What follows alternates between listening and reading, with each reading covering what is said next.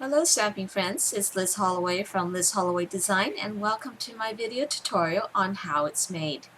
This is a paid pattern tutorial called Liz's Satchel, and in this video it shows the assembly of Liz's Satchel. I am going to use the new Bohemian designer paper which can be found in the 2015-2016 catalog as well as the Bohemian Embossing Folder. So let's get started. I have already added adhesive to the back side of the satchel and the side tabs.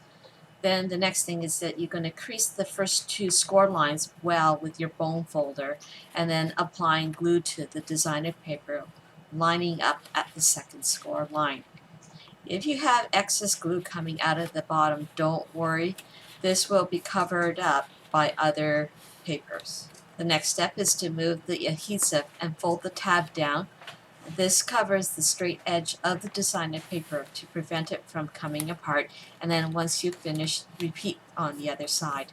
When you are done, double check your work before moving on, and if you have paper over the cardstock, take your scissors and trim the paper.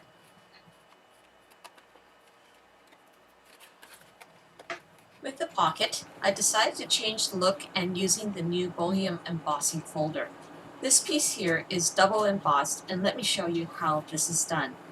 With my second pocket piece, I have already embossed with the Bohemian Embossing Folder, and then I took my Versamark and apply it liberally on half the sheet. At this point, you can hear my heat tool being turned on, and as I had said before in my other videos, that you want to get your heat gun hot so it melts the powder immediately. Here I am applying the embossing powder, the detailed black embossing powder liberally all over the half the sheet, and then taking the heat gun and melting the powder away.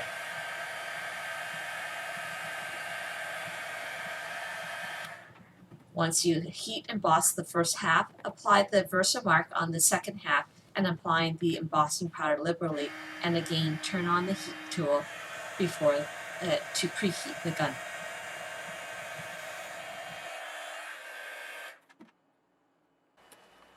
For the accent strip, I already added double-sided tape to the bottom of the Daffodil Dijon strip, carefully aligning the embossed pocket piece to the decorative strip and repeat on the other side.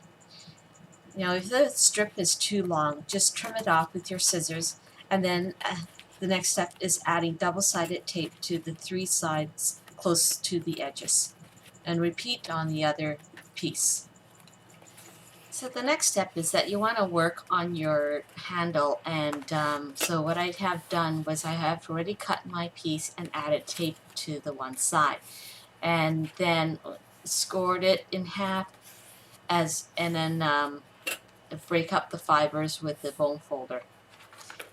So now here I'm just taking the end strip and adding about 2 inches of the sukwang tape or double-sided tape and adding it to both sides of the handles. Make sure you repeat it on the other side as well, and as we move forward into the video I'm not going to repeat myself, so whatever I'm showing you right now, make sure you do it on the other side because there are two-sided pieces.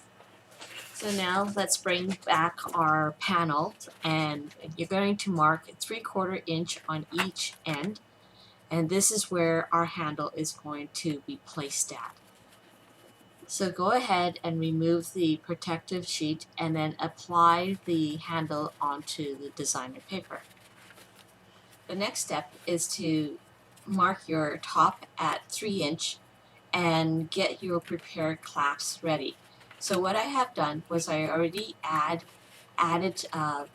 double-sided tape or good adhesive tape onto the one side as well as my magnet button, and place the clasp right on center.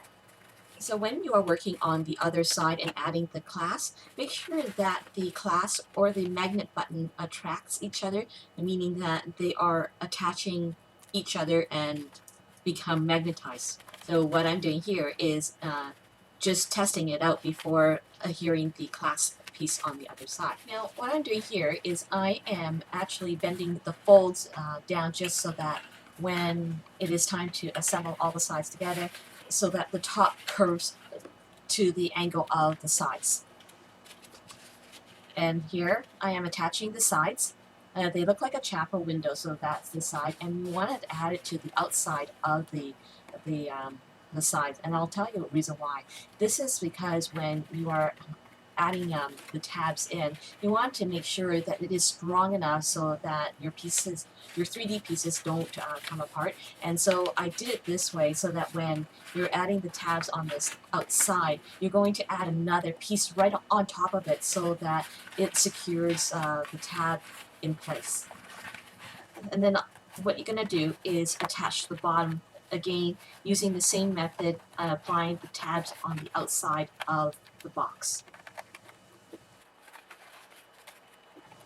So now I am taking my prepared pocket and then attaching it onto the box in place, aligning the sides and the bottom up. Now I don't like how the panel is looking, just as I know that when I have had already embossed the little pocket, it shrunk the cardstock, and so rather than starting all over again, what I did was I took a black Sharpie marker and make my designer paper darker or black.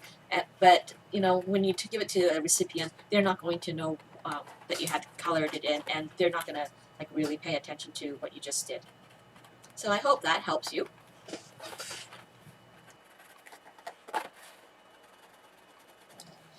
The last step in the satchel is to cover up all the tabs, and by doing so, you're going to take the second side pieces and apply multi-purpose glue. I am using the glue because it gives me the freedom, and it moves the pieces around and aligning them into place before it sets. And this satchel is actually big enough that you can add 3x3 cards with envelopes, or A2 cards which measures 5.5 by 4.25, and even envelopes to go with it. And even like if you want to add a little trinket, a gift card, go ahead and do so. You can put those on in the side of the pocket, or even add something more to the little satchel. The video is now coming to an end, and thanks for stopping by. Give me a thumbs up if I've inspired you, and I hope that you will attempt to make one for yourself. If you haven't yet, click on my subscribe button. This way you have access to all my YouTube videos for free. Or you can leave me a comment and I'll get back to you as soon as I can. I hope I have done my job well and I have inspired you. You can head over to my blog if you are a serious stamper. A list of supplies can be found at my blog, lizhollowaydesign.blogspot.ca, and I'll put a link at the bottom of my YouTube. Thanks for joining me. Bye for now.